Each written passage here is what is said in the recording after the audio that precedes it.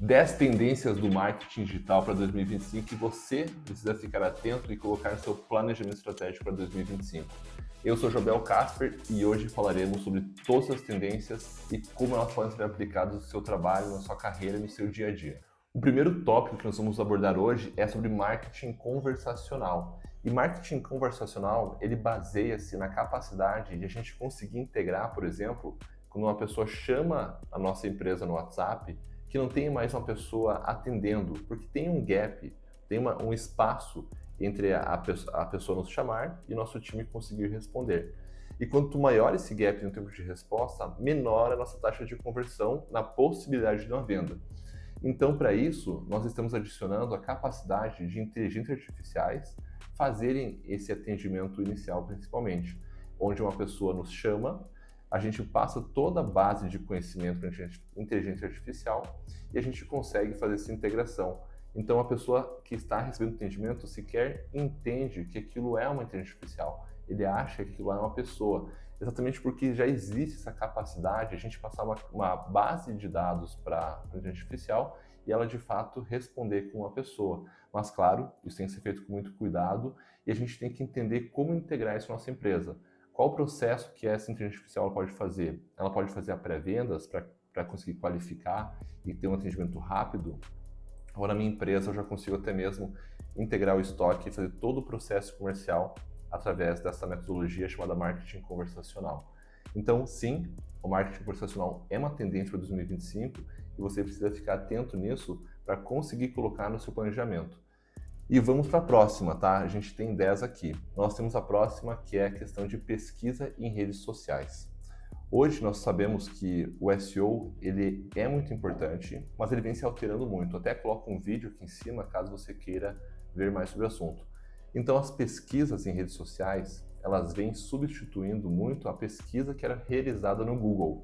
Então, o market share do Google está perdendo um pouco de espaço porque a pessoa não precisa mais sair do TikTok, do Instagram para descobrir ou tirar uma dúvida que ela possui.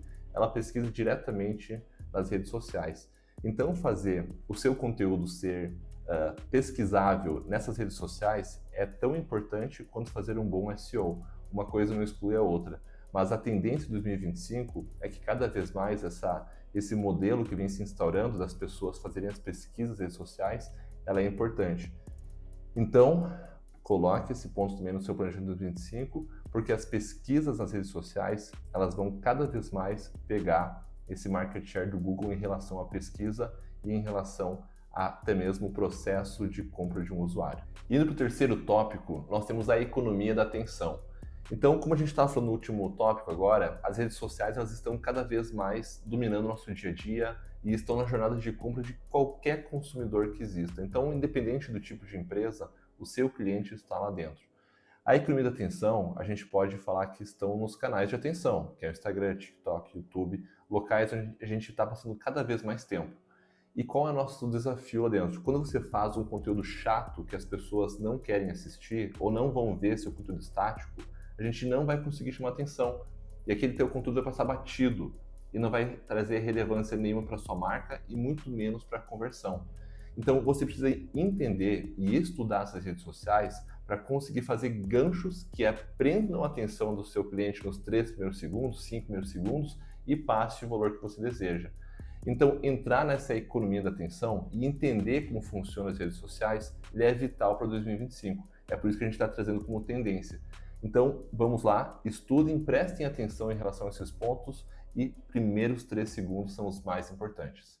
Agora já estamos chegando no quarto tópico, que é Data Driven Creativity, ou seja, criatividade baseada em dados. Tudo isso que a gente vem falando até agora, a economia de atenção, as redes sociais, eles baseiam-se no final do dia para a gente conseguir otimizar o nosso criativo, como a gente faz o nosso marketing de atenção nesses locais, por exemplo. Nós temos que nos basear em dados para isso. Senão, a gente vai ficar fazendo sempre um trabalho sem conseguir entender o que funciona e o que não funciona.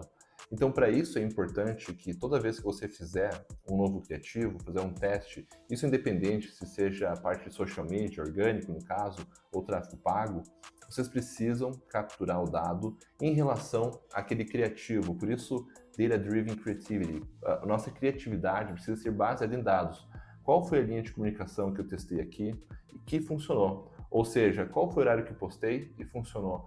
É você conseguir basear toda a sua estrutura em dados e conseguir aprimorar e fazer um processo de melhoria contínua em cima disso. Então, toda vez que você postar um criativo, mapeie isso, de preferência em algum local onde você consiga fazer essa verificação, e então, a partir disso, você vai fazer um processo de melhoria contínua em todos os seus criativos. Indo para o quinto tópico, que está voltado a nós conseguirmos gerar autoridade no nosso cliente, agora o quinto tópico é vídeos longos para autoridade. Então, a tendência para 2025 é a gente conseguir trazer o valor para o nosso cliente através de vídeos longos, porque em canais de atenção de curto espaço de tempo, por exemplo, como TikTok, Instagram, etc., nós temos que estar lá dentro, a gente tem que se posicionar, mas a gente vai estar fazendo um trabalho de brand awareness, conversão com certeza também, mas quando a gente fala de se criar uma autoridade, um brand awareness, ou seja, uma autoridade de marca mais forte, nós estamos falando de vídeos de longa duração. E isso está muito voltado lá normalmente para o YouTube. Então, você criar vídeos relacionados que solucionem a dor do seu cliente lá dentro do YouTube. Isso é muito importante. Porque, diferente de esses outros canais, a gente não pode simplesmente focar apenas na parte de canais de atenção como Instagram e TikTok. Isso faz parte da jornada do cliente, mas também faz parte da jornada do cliente quando ele for no YouTube e você conseguir gerar, de fato, valor de verdade para ele. E essa parte de questão de vídeos de longa duração, eles levam autoridade para você e para sua marca. Então, por isso que é uma tendência para 2025. O sexto tópico está voltado a crescimento de micro e nanos influenciadores. Então, se você não tem mapeado no seu planejamento para 2025, conseguir utilizar esses micro e nano influenciadores, garanta que você adicione. Porque, primeiro, os micro e nanos influenciadores, eles têm um engajamento muito melhor do que um influenciador de grande alcance. Isso faz com que você, quando consiga criar uma rede de micro e nanos influenciadores, além de conseguir gastar menos dinheiro, você também consegue uma taxa de conversão maior. Então, mapeie toda a estrutura de micro e nanos influenciadores que pode impactar seu público e então dê um jeito de conseguir mapear essas pessoas em cima das personas que você quer atingir. Isso é muito importante, mas agora indo para o próximo tópico. O sétimo tópico é em relação à integração do físico com o digital. Então nós temos que conseguir cada vez mais trazer experiências que nós temos do físico para o digital e do digital para o físico. Então, como é que a gente faz para conseguir impactar as pessoas que estão indo para um evento físico que a gente vai fazer? Como eu faço para conseguir criar mais awareness, ou seja, mais reconhecimento de marca, ensino aquelas pessoas antes mesmo que elas cheguem no evento que eu vou dispor? Ou como eu utilizo toda a internet para conseguir fazer com que as pessoas vão mais para o meu restaurante ou simplesmente que elas conheçam a minha marca B2B? Da mesma forma, quando a pessoa está comigo dentro de um evento ou no meu restaurante, como é que eu faço para conseguir reconectar-me com aquela pessoa? Eu posso ter um QR Code, eu posso simplesmente conseguir fazer com que eu tenha uma estrutura onde toda vez que a pessoa chegue até mim, eu pegue o seu contato, o seu e-mail, WhatsApp, telefone, e eu consiga fazer todo um processo depois de manter o relacionamento com a internet. Então, está vendo que independente se você inicia o processo, a jornada pelo físico ou por digital, eu tenho que conseguir conectar os dois pontos. Isso é muito importante para o planejamento de 2025. O oitavo tópico é marketing de voz e busca por AI. Então, se a gente já sabe que o Google perdeu o market share na questão de SEO, ou seja, quando as pessoas pesquisam, elas não estão mais pesquisando apenas no Google, elas estão pesquisando em redes sociais, em outros locais. Mas tem um outro local que as pessoas estão também fazendo suas pesquisas, que é para Alexa e outros dispositivos similares que estão dentro da sua casa. Então, como é que a sua empresa está se preparando para quando a pessoa perguntar, Alexa, tal coisa em relação a, por exemplo, ao setor da sua empresa, que você seja referência para Alexa responder? Ou como você está fazendo para que o conteúdo que você gera seja utilizado como referência por uma inteligência artificial quando ela também responde uma pergunta que ela faz lá no chat GPT, para utilizar você como fonte? Então, a busca por AI e o marketing de voz, ele é uma tendência para 2025, 2026, 2027, cada vez mais a gente vai ver isso presente na nossa vida. E não só isso, imagine que você for um restaurante, se você faz parte de um restaurante. Daqui a alguns anos, muito provavelmente, a gente vai solicitar, por favor, eu quero o melhor hambúrguer da cidade, entregue aqui na minha casa até as 20 horas. Então, solicitando isso para um dispositivo como o Alexa. Como é que você está se preparando para que você esteja nessas primeiras posições e você seja dentro desse grupo daqueles que vai ser escolhidos, por exemplo, por um desses dispositivos?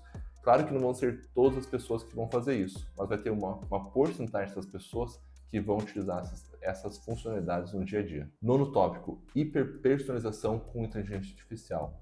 Então, se se lembram lá nos primeiros tópicos que eu falei sobre marketing conversacional, isso também faz parte da hiperpersonalização, porque nós passamos uma quantidade de dados para aquele GPT ou para aquele agente, ele ter um entendimento super personalizado sobre o nosso serviço, produto, etc., para que ele consiga responder ao nosso cliente da forma mais assertiva possível. Isso vai funcionar tanto para essa questão conversacional, mas ele também pode funcionar para a questão de garantir que a gente esteja com uma precificação correta em relação aos seus concorrentes. Ele pode estar ali junto para a gente escolher os produtos mais assertivos para o nosso cliente, os serviços mais assertivos. Então, a hiperpersonalização, ele está dentro desse planejamento para 2025. Você precisa ficar atento e já começar a colocar isso na sua estrutura. Agora, o 10º e último tópico, foco em dados first party. E o que são dados first party? Eles são os dados de primeira, os dados que vocês possuem. Então, os dados que estão no CRM de vocês são os dados first party, são os dados que vocês têm controle, os dados que vocês estão capturando. Isso é só um exemplo, o RP que vocês possuem. Então, todo banco de informação que vocês possuem, que está com vocês, é dados first party. E esses dados são cada vez mais importantes porque os dados de terceiras, que a gente chama de third party data, eles estão relacionados aos dados lá do Google Analytics, do Meta Business, de outras plataformas que vocês utilizam para tomar muitas decisões. Porém, cada vez mais a gente vai ter a questão do LGPD impedindo essa quantidade de dados para nós. Então é importante que nós tenhamos o máximo de dados possíveis, que, por exemplo, na fase de aquisição, que é conseguir o lead, fazer a venda inicialmente, caso seja B2C, a gente tem que ter o dado do nosso lado, para conseguir fazer a otimização contínua, saber qual foi a campanha, qual foi o anúncio, qual foi o conjunto, qual foi o público, e a gente conseguir fazer um processo de melhoria contínua correto. Mas isso não serve apenas para a parte de aquisição. Os dados de primeira, eles servem para toda a estrutura, seja aquisição, ativação ou retenção, ou seja, conseguir o lead, vender para aquela pessoa e depois conseguir fazer com que aquela pessoa se torne cada vez mais nossa cliente comprando mais coisas, aumentando o nosso LTV. Então, os dados first party são para isso, para a gente conseguir otimizar toda a nossa estrutura.